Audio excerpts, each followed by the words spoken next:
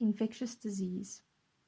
A disease is an illness or disorder of the body or mind that leads to poor health, and each disease is associated with a set of signs and symptoms.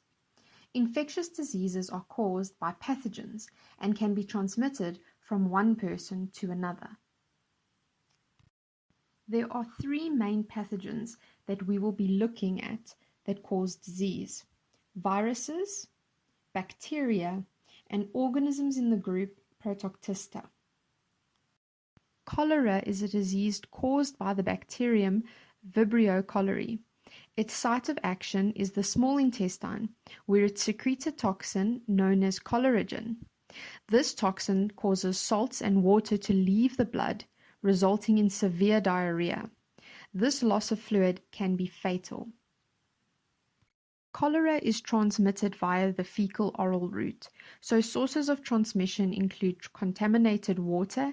It can be prevented by proper sewage treatment and the supply of clean water, as well as good hygiene practices.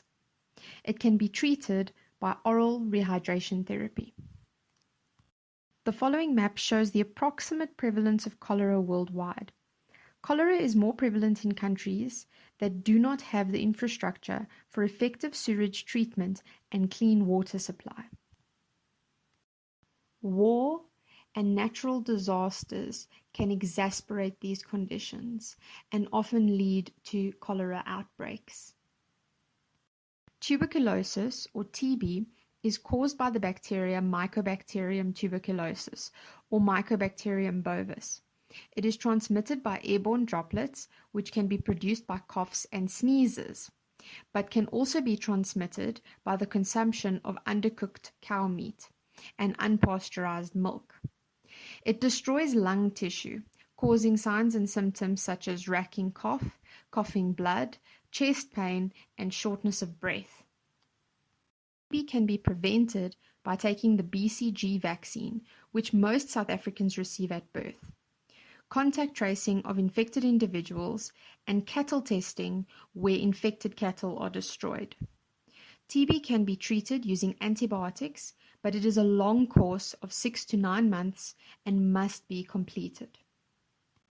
There are high rates of incidence of TB all across the developing world and in Russia and surrounding countries. TB is on the increase due to resistant strains, the HIV/AIDS pandemic, and the breakdown of TB control programs. Malaria is caused by the Protoctist Plasmodium. It is spread via an insect vector, the Anopheles mosquito. The mosquito infects individuals when taking a blood meal. Plasmodium infects the liver and red blood cells, where it replicates. It causes fever, anemia, headaches, muscle pain, and other symptoms. Its spread can be prevented by reducing the number of mosquitoes, by draining marshes, and spreading oil on the surfaces of water so mosquito larvae and pupae die. Sterile males can also be released, disrupting reproduction. Transmission is also prevented by inhibiting mosquitoes from biting people. This can be accomplished by using mosquito nets and repellents. Prophylactic drugs can be taken when visiting an area where malaria is endemic. Once a person is infected, drugs such as chloroquine and artemisinin can be used. There is only one approved malarial vaccine, which has a relatively low efficacy. It's difficult to make a vaccine for malaria because of antigenic concealment and also because the pathogen has a very complex life cycle. Malaria is distributed throughout the tropics and subtropics, where the rainfall is sufficient for mosquito breeding and the temperature is accommodating. AIDS is caused by the human immunodeficiency virus and is transmitted through body fluid contact. This can occur during sexual intercourse, blood donation, the sharing of needles, and from mother to child during birth. The HIV virus infects T helper cells, which play an important role in the immune response, effectively weakening the immune system. This can lead to death by other opportunistic infections. HIV transmission can be reduced by using sterile, single-use needles. the use of condoms, femidoms, and dental dams, having a single sex partner, sexual contact tracing, and the screening of donated blood. Once infected, people can use antiretroviral drugs to stop the virus from replicating, but they need to stay on these drugs for life.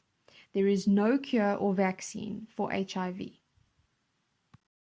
HIV is found worldwide, but has a very high prevalence in Africa.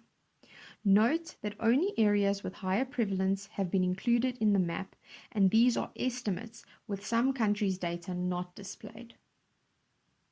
Measles is caused by morbillivirus and is transmitted by airborne droplets. It initially infects macrophages in the lungs, but then spreads to other parts of the body. Measles can be controlled by vaccination, but 2 doses is required. Measles is distributed worldwide. Antibiotics are used against bacterial infections. An antibiotic is a drug that kills or stops the growth of bacteria without harming the cells of the infected organism. These can work in different ways, but the first antibiotic discovered was penicillin.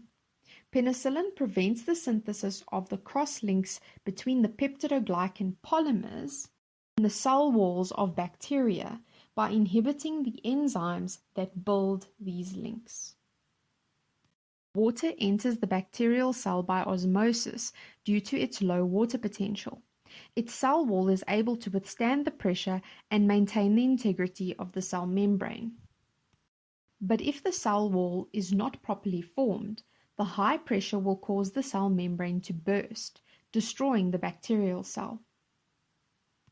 Some bacterial cells are able to produce an enzyme called beta-lactamase that deactivates penicillin. These bacterial cells are resistant to the effects of penicillin. This means that the antibiotic can no longer be of use to those infected with resistant strains. Antibiotic resistance is a growing problem globally. This is how it happens. A bacterial population might include an individual with a mutation that confers resistance. In normal circumstances, this strain has no selective advantage to other strains. But in an environment where penicillin is a selection pressure, this strain has a selective advantage.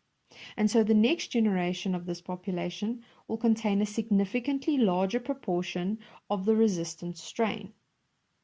This will continue for as long as the selection pressure is present, until all of the bacteria in the population are resistant. The impact of antibiotic resistance can be reduced by minimizing bacterial populations' exposure to the antibiotic and ensuring exposure is effective and kills all of the bacteria in the population.